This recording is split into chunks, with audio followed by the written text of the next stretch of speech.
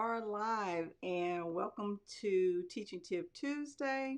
My name is Michelle, aka the Ignited Teacher, and what I do on Teaching Tip Tuesday is I help you to close your math learning gaps of your students, not you per se, by providing research-based teaching strategies and effective math strategies that can be implemented in your classroom as early as the very next day.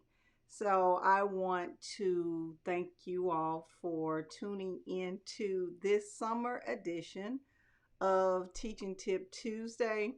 Um, I am patiently, let me stop lying. I am impatiently waiting for school to end, and I am ready for the summer to start. It has been a difficult year. I had some gains, and I'm happy with that, but I am ready to put 2021 in the book. So thank you for being a part of Teaching Tip Tuesday tonight. If you're new here, type new in the comment section and let me know where you're watching from, or if you're catching me on the replay, put replay and let me know where you're watching the replay from. So if you're not new, thank you for being a part of my community. And because I know that it's difficult with all the things that we have to do as teachers to show up and watch this 30-minute live stream. Sometimes that is so difficult, but thank you for being a part of my community. So if you're one of those teachers and you have little ones and you cannot catch me live, which is 7:30 p.m. Central Standard Time, you can always catch me on YouTube. And if you're not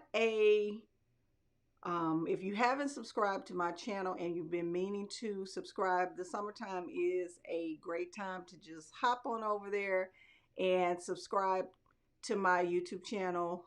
Definitely like the video and hit the bell so you can be notified for when I upload new videos or when I go live. I have some things in the works. I have my math, I call it math addicts, ADDICTS, mathematics.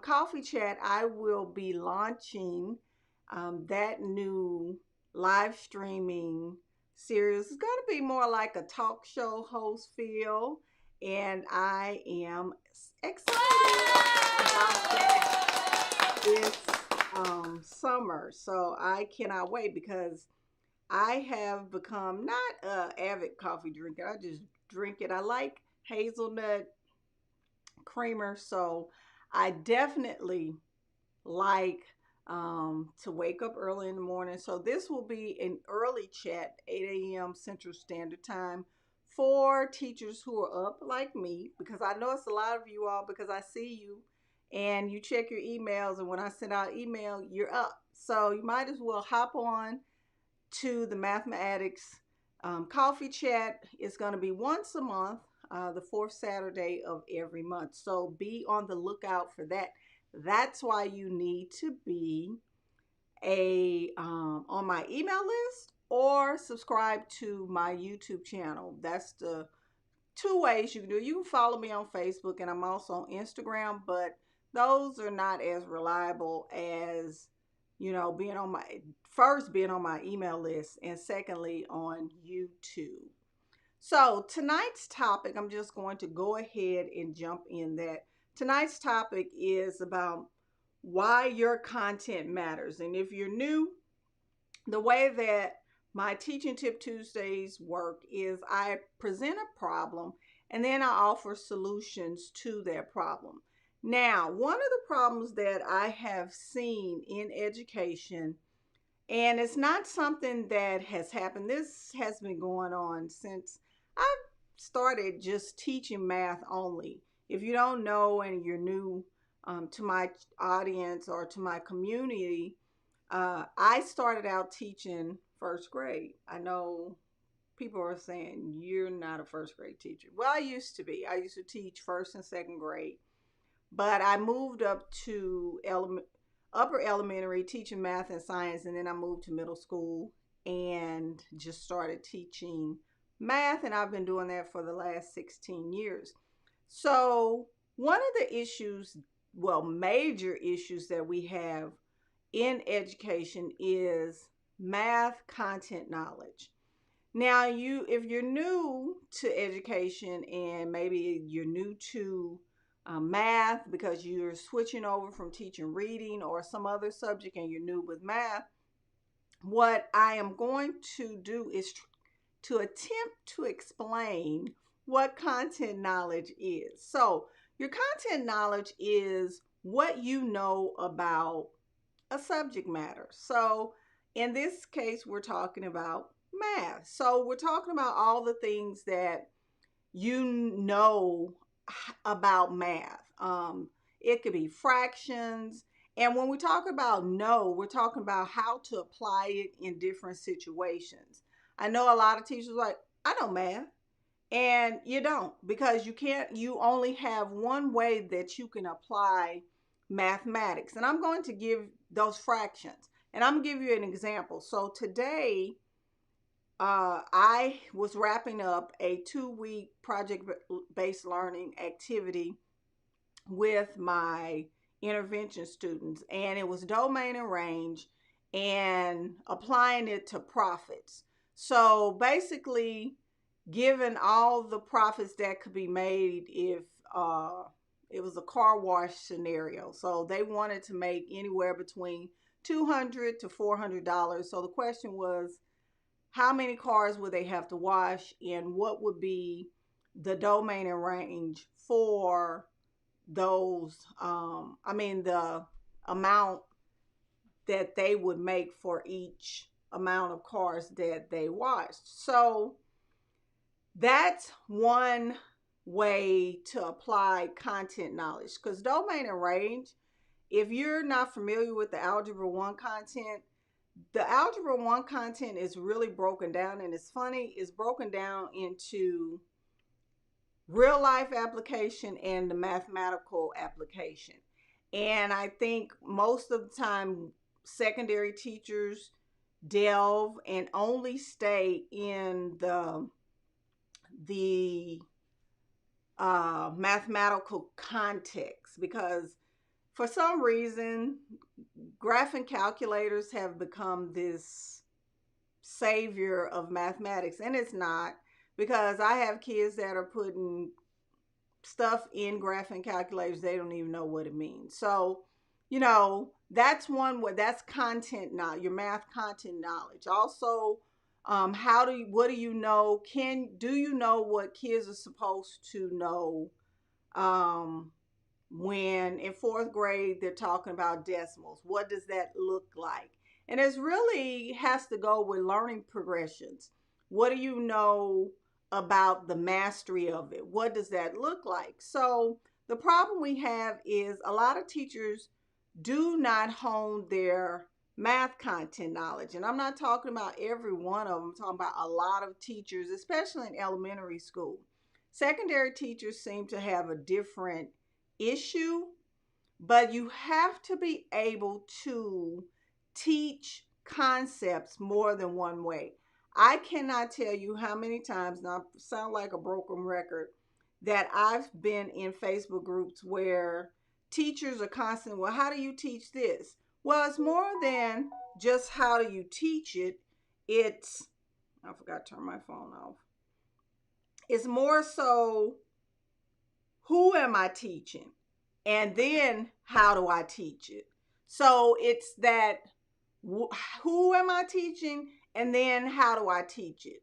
Because if you're not taking into account who you're teaching, then how you teach it is going to change. So I used to teach gifted and talented children. My pacing and how I put things out was totally different, because they were a different group of students. But was the content the same? Absolutely. But how you teach it and your delivery of instruction It's different. And your content knowledge, it allows you to make those adjustments. A lot of teachers tend to, math teachers, not understand why, when it comes to standardized tests, kids are not making it and they're almost there. That's because there's some nuances or some things that you can do as a math teacher to better understand that. For example, like me, I teach in patterns. That's a given. Everything in math to me, it derives from a pattern. There's nothing in the math content that is not based on patterns. So generally, my students are strong with patterns, and I know this. So I know who they are, but and how I teach it, I teach towards their strength and with the patterns. For example, we use tables. I use tables and T-charts throughout all of my content. Why? Because once the kids get to like middle school, because those standards have been pushed down to sixth grade, slope is now in sixth grade, unfortunately. And a lot of the kids have to use the tables and the graphs, and that starts in fifth grade. I've seen a lot of teachers in fifth grade teach it as a pattern. Yes, it's a pattern, but it's a pattern within the table. And once my kids are used to using tables, it's easy for me to um, show multiplicative and additive patterns within a table and then extend it and graph it. So that is really why you need to boost your content knowledge. And I'm not talking about reading books. Teachers have to go to training. And if you think you don't, I've been teaching 21 years and I still go to trainings. I still go. There's no there's no way around it. And when I don't go to trainings, I feel like my skill set is dull. And I know this is going to sound cliche-ish, but iron sharpens iron. And that's the reality of it. If you don't have a group of teachers where you all are looking for ways, and I'm not talking about these multiple representations, I'm talking about really presenting your instruction and using your content knowledge to fuel and to basically drive how you teach. You cannot teach what you don't know. And then here's the thing: the success of your students hinges on your content knowledge. And I can tell you that that is one of the things that has saved me throughout the years. Now, when I was preparing for this live stream, there is a such thing as pedagogical content knowledge. And that has to do with how you're delivering and taking into account the difficulties that students may have. And that's what I do generally. I remember I said who you're teaching, it determines how you teach it. So the who you're teaching and the how and what are the pitfalls. What that does is it actually keeps your students from tapping out when they just zone out or disconnect or disengage. And then it keeps your lesson from falling apart and it saves the pacing. For example, when I teach fractions, I already know there are certain things that my students are going to struggle with. Well, they're not strong with multiplication. So we use a T-chart for multiplication. And for the division, we use a T-chart as well. So, and I make the content very, very explicit for those students. So your content knowledge, math content knowledge, drives everything. And when you look at it, I know a lot of teachers like, well, the kids were they're so far behind. Yes, but here's what I tell teachers, and I want you to understand this too, and I'm telling you too, so embrace it. We are not responsible for where children are when they come into our classroom. The only thing that we are responsible for are the efforts that we put, or the lack of effort that we put into moving the children from where they began and until the end of the school year. That is it. You cannot make up 2 to 3 years of gaps in students' learning. It's just not possible. I can't do it. I am not a miracle worker. But what I can tell you is that I put forth effort to make sure that my children grow from the time that they are in my meet me to the end of the school year. So that is the goal. It is not, you're not a savior. I don't care what society says about teachers. We do not save children. We are not society's solution. Education is the solution, but not the teacher. You are human. But what I want us to go back to before I wrap this up is that you need to constantly hone your content knowledge. If you don't get trained, if you don't spend some time trying different things and really honing that and really looking at who you're teaching and how you're teaching it, you're going to struggle. Your students are going to struggle, and you're going to be one frustrated teacher because the kids, they disengage when they can't understand and it's too much. So, especially with kids that struggle, you have to know who and how you're teaching. It has to match, and your content knowledge is going to make all the difference.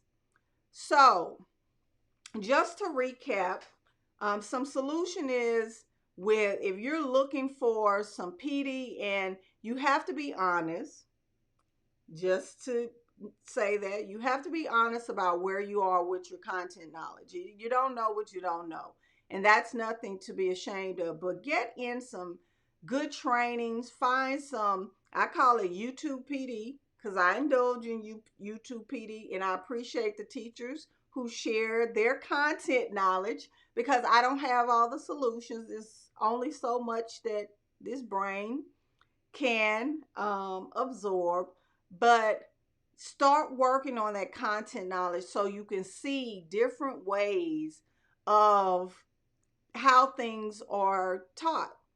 If you're not strong with the models and the conceptual, and all you know is the abstract, well, you're not going to have proficient math students because the conceptual understanding is part of mathematical proficiency.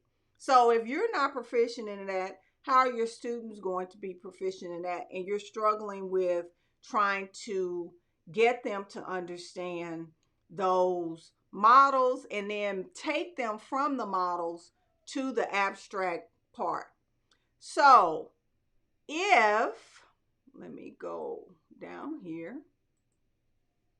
So if you have not subscribed to my YouTube channel, just hop on over there and subscribe. And I hope that you found that this video or this Teaching Tip Tuesday, I'm saying video because I put videos out, this Teaching Tip Tuesday helpful for you.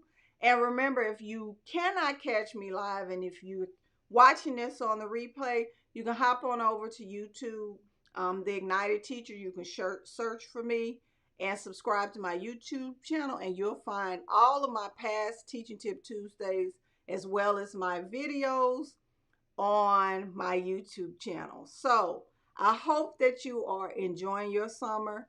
I cannot wait until my summer begins, and I'll see you all on my next Teaching Tip Tuesday. Bye-bye.